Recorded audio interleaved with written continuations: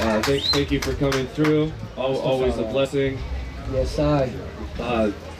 For those that don't know about Rocker T, this man has been influential in every musical scene he's been involved with since I was a small child.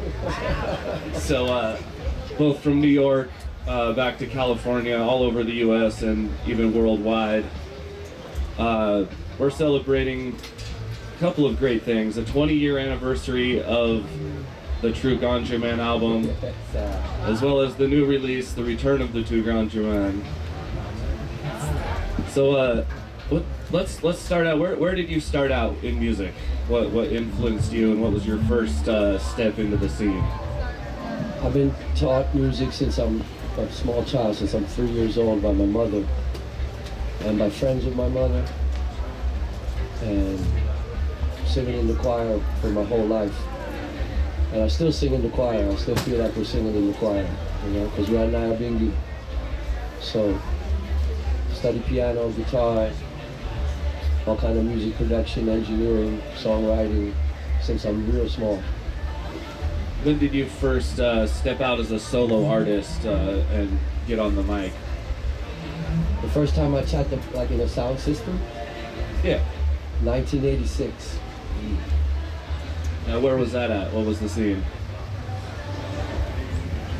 The Lower East Side of Manhattan in the 80s was like Bohemia. It was like a total Bohemia. The police couldn't say nothing to none of us. We run the place, control our own economy, control our own housing system, community gardens, and we used to just keep dances in the squats. So the first dance I chatted in was in a squat. It was called the Juki Jam. Nice. Yeah. Yeah. What was your first official release? First official release was The Whole World African in 1991, produced by KRS-One for a project known as Heal, the Heal Project. And that's the first. And I really came, I was like, okay, this is the first time they're gonna put me on any kind of big release. I'm gonna just crush the thing, you know? Yeah. So I came forward and just, everyone is African, you know, don't let anybody get it twisted, you know, they've divided this whole place into borderline states and try to change your name and try to divide people on color schemes. But the human race is one race, and we have to learn that we are brothers and sisters, even if we don't agree or get along all the time. Just love your brother and your sister anyway. That's all. Oh, man. So you've been smashing it ever since. Starting off with someone like KRS-One, obviously, that's, you had to come hard, you had to do your thing. We know you've been doing it for many years since. How many albums, EPs, tracks have you released? Officially, I have 8 albums. I have 50 to 100 singles and guest appearances.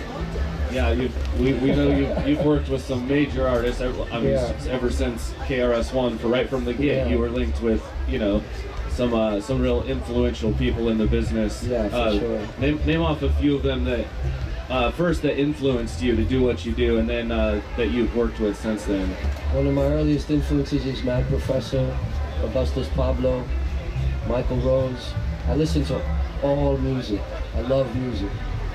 And I have a record collection that's about as long as this wall, top to bottom. 7-inch 45s from Jamaica and from the 50s and the 60s, from England, from America. This music is the best thing. It's the most positive thing that we can communicate with each other and help each other to heal when we come together. Music is the way that we all gather, and we don't have to argue over this or that. We enjoy the music together. It's a language unto itself. Any language. I have records from like France, like I got records from China, I got records from Tibet, records from Morocco, records from all South America, Central America. And I've always been carrying a torch that sound system music really actually started in the 40s. And most people's conception of sound system music is late 70s, early 80s, rap music and disco. But sound system music begins in Colombia in the late 40s, and in Jamaica in the late 40s, and in Mexico in the late 40s. These are the first places to build subwoofers. So cumbia music and what they call downbeat. Before there's reggae, before there's ska, there's a music called downbeat. And this is where all of what we do is coming from, all of this big sound music, this heavy bass music.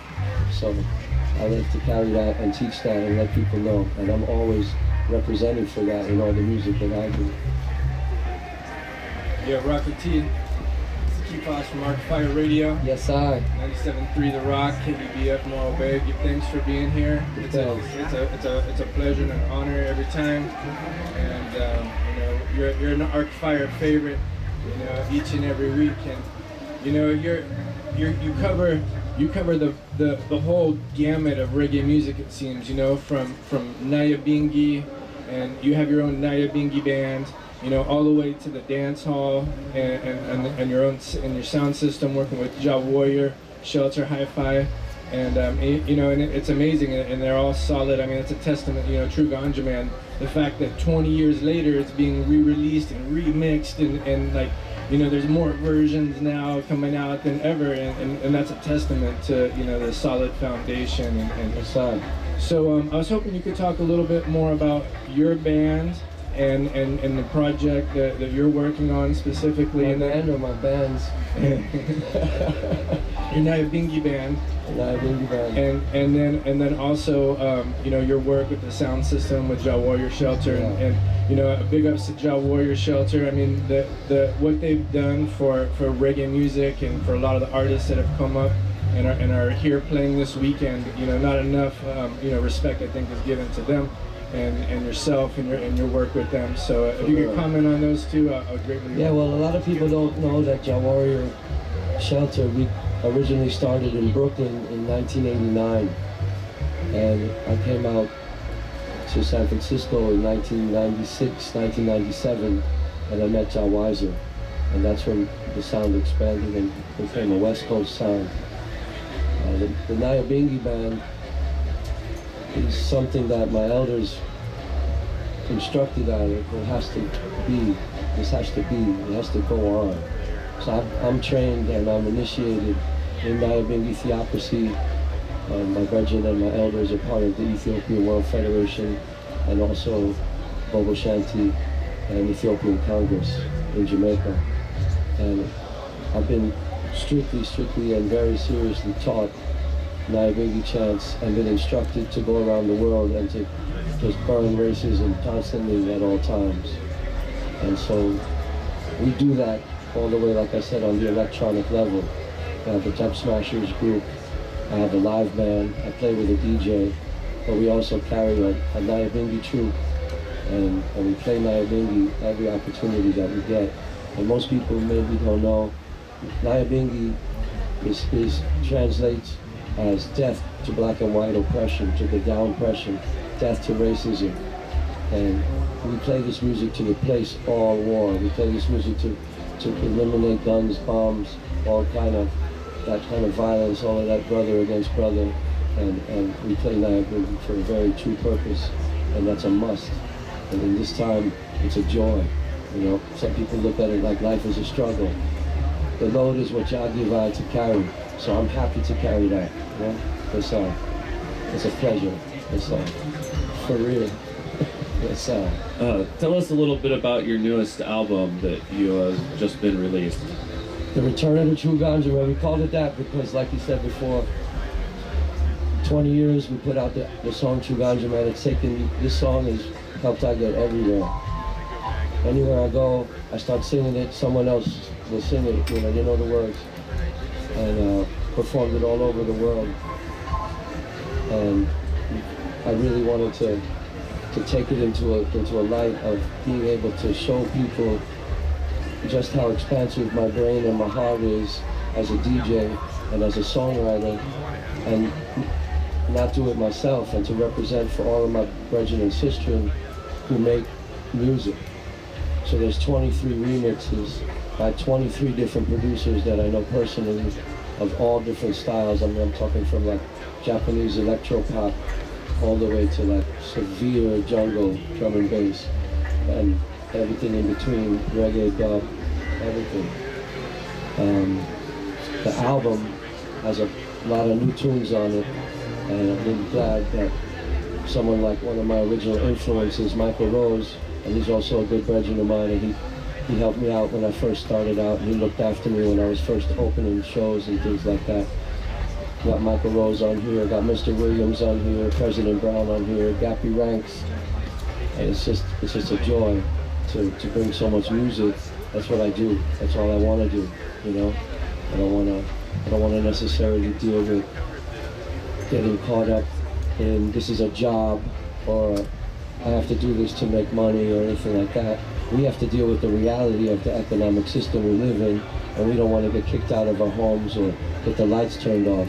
So that's a thing that we deal with. But I just am music, and I just do music. So this album, at this point, this is my 8th album, and it represents so much of my evolution and transformations and all the journey and all the experience, you know.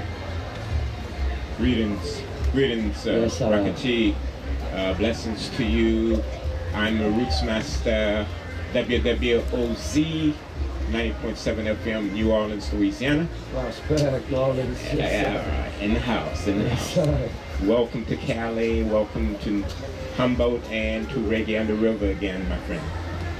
So, Rakati, you all have the dubious distinction of longevity within this culture, within this music style and genre, all right? You are a minority within a minority. And you actually chose on your own and was not forced into it. I know maybe in the early days, perhaps not as much so now, you were looked upon like, why you hang around those black people? Why you promoting black equal rights and salvation and liberation? You know, and they must have thought you lost your marbles. I've been called some serious things. Yeah. You know? But yet you were able to overcome that, Yes, and sir. able to overcome, like, you know, within the culture, people looking at, oh man, it's a white guy. What is he here for? Cultural appropriation or what? So then there's that Yeah, battle. not at all, yeah. So despite those obstacles, how have you been able to be accepted by both and to prevail to where you are now? I feel it's just the powers of the Most High. You know, Jah sent me come, and like I said, my mother and my father, they sent me on a path, and I chose this very, very, very young. You know, to see people just not even dealing with each other just because of the way people look or the way they talk or where you come from, even from very small, would just disturb me to no end. And when I realized that I could sing about that, that's what I decided to do. That I'm gonna sing about this until this is gone. And then I learned later, this is called chanting it down. Right? Babylon. So I'm gonna just chant down Babylon until Babylon is finished. All this confusion and all of this disturbances between us that make us kill each other and just abuse each other, I'm gonna chant until that's over. That's all. So it doesn't really matter if people try to stop. How do you respond to someone saying, Rakati, you're a white guy, you're fighting for black rights? You know, sort of, in my humble opinion, the John Brown of the new millennium, right? If I might. Well, I come from Brooklyn, and in Brooklyn, it's not exactly like how the rest of the world sees things.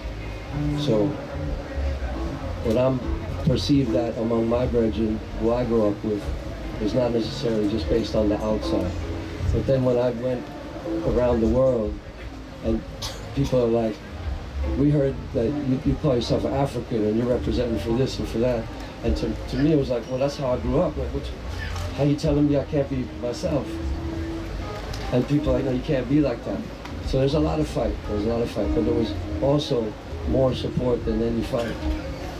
I would go into Jamaican clubs to open for Supercat when I first started out. And that was an amazing treat. And big up Mr. Williams for that too, because Mr. Williams carries that tradition.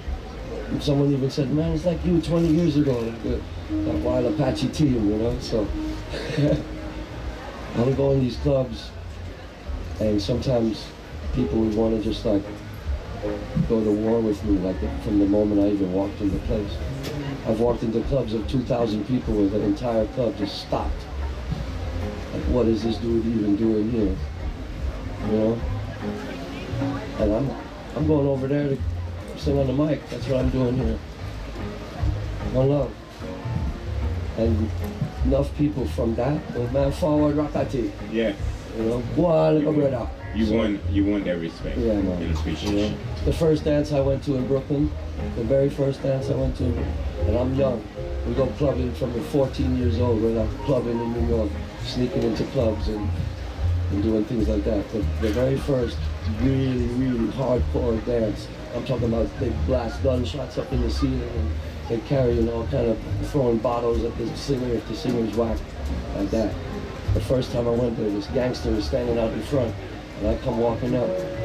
The dance was already started, the street is empty. We're talking pitch black, Brooklyn, dangerous, you know? And the man's like, you sure you know where you are? And are you supposed to be here? And are you okay? He's like all worried about, are you gonna be all right? Yes, I'm safe, man. I'm singing with the sound. And he just went, I walk right in, he followed me and I can't believe it now. And he follows me in, this big gangster with gold chain, big fat ring and thing, you know? All right. I walk in the place, all the bodyguards, security, Rakati, Rakati, yo Rakati. So, a life, you know? Well, give thanks to rocking. Yes, sir. I'll keep it strong and thanks for asking that. Yeah. We'll never stop. Yes, sir. Rocker T, congratulations on your new CD.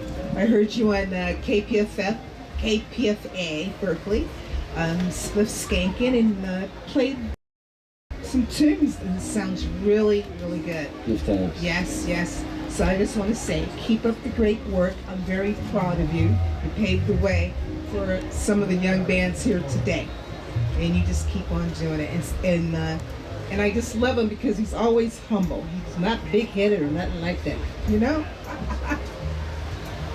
Respect, respect.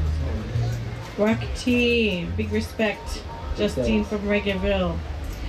I wanted to ask you, last night you, some of us probably weren't quite aware of it, unfortunately, but you did a session with Mad Professor, and we want to talk about how EDM and this earlier form of it, I guess electronica it was called, how that affected your career and how you at one time spent time in Europe, I understand. How does EDM play into your experience in reggae music?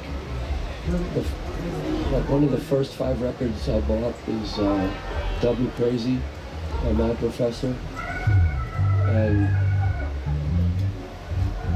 like the time I'm starting to make music, and it's New York in the 80s, so drum machines and live music and DJs, I never looked at that like that's all separate, that's all together, or I only have the drum machine today, or I only have the turntable today, or we're in the room jamming today. So I was always really tripped out because I saw when the machines came out. I witnessed when the samplers came out, when the sequencers came out. They didn't exist before. And for us as very poor kids, we don't have like the whole band money for all the instruments and all the speakers. We have to, our crews are like 25 people putting in chips just to get one speaker that month, you know, kind of thing. So there was a beauty to it, and wow, we could make like entire albums and songs if we just get this. So I've always had a love for that as well. And like I said, when we started clubbing, that's the music that's playing in the clubs in New York. And we're adapting that music and chatting reggae on it and busting rhymes on it. Any record, any beat. So I've always had that love and ability to touch on whatever you're playing, man. Do you have a microphone? Is there an instrumental version? Right? So Yeah. I ran into Marty Dredd in the Bowl in the daytime. Marty said, you know, my professor said if you want to come touch the mic, come touch the mic. I haven't seen Professor in like you said, with Europe, because I got to go over there and really see the rave scene, and not on that we all do drugs. The rave scene on we all love music, jungle, but reggae had become before anyone in America liked anything. People used to hate me. What are you playing, rock? Man, this is what my boys in London play. This is what my boys in Liverpool play. This is what we play in Amsterdam. These dudes are heavy Rastafarians. This music is gonna change the entire. They wouldn't even believe me, you know. And now it's dubstep and all these other things, but it was jungle. It was reggae and jungle. And when you go to those parties, it was like you're in a dance hall. And they're rewinding and putting up and blowing horns and lighting lighters. And that's 1994, 95.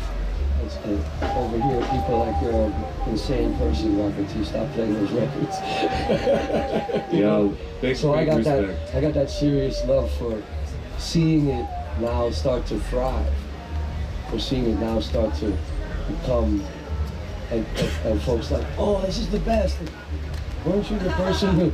And I don't even, you know, I don't come at nobody like, oh, I'm like glad. I'm very glad. I'm super happy. Yeah. So that's where that's at with all that.